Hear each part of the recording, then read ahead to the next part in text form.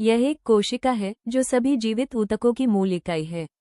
अधिकांश मानव कोशिकाओं में एक संरचना होती है जिसे नाभिक कहा जाता है।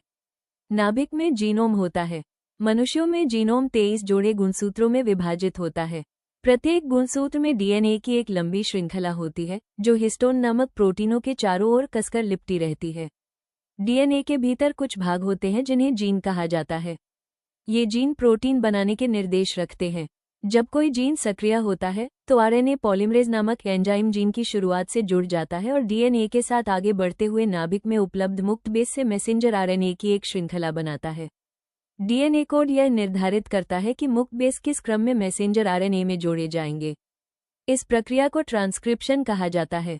प्रोटीन बनाने के लिए उपयोग होने से पहले मैसेंजर आरएनए को प्रोसेस किया जाना आवश्यक होता है। इस प्रक्रिया में आरएनए के कुछ हिस्सों को हटाया जाता है और कुछ हिस्सों को जोड़ा जाता है। इसके बाद मैसेंजर आरएनए नाभिक से बाहर निकलकर साइटोप्लाज्म में प्रवेश करता है। साइटोप्लाज्म में उपस्थित प्रोटीन फैक्ट्रियां, जिन्हें राइबोसोम कहा जाता है, मैसेंजर आरएनए से जुड़ जाती हैं। राइबोसोम मैसेंजर आरएनए में मौजूद कोड को पढ़ता है और अमीनो एसिड से बनी एक श्रृंखला तैयार करता है। कुल 20 प्रकार के अमीनो एसिड होते हैं। ट्रांसफर आरएनए अणु अमीनो एसिड को राइबोसोम तक पहुंचाते हैं। मैसेंजर आरएनए को एक समय में 3 बेस के समूह के रूप में पढ़ा जाता है। जैसे ही प्रत्येक 3 बेस पढ़े जाते हैं, एक ट्रांसफर आरएनए उससे संबंधित अमीनो एसिड को लेकर आता है। यह अमीनो एसिड बढ़ती हुई अमीनो एसिड श्रृंखला में जुड़ जाता है।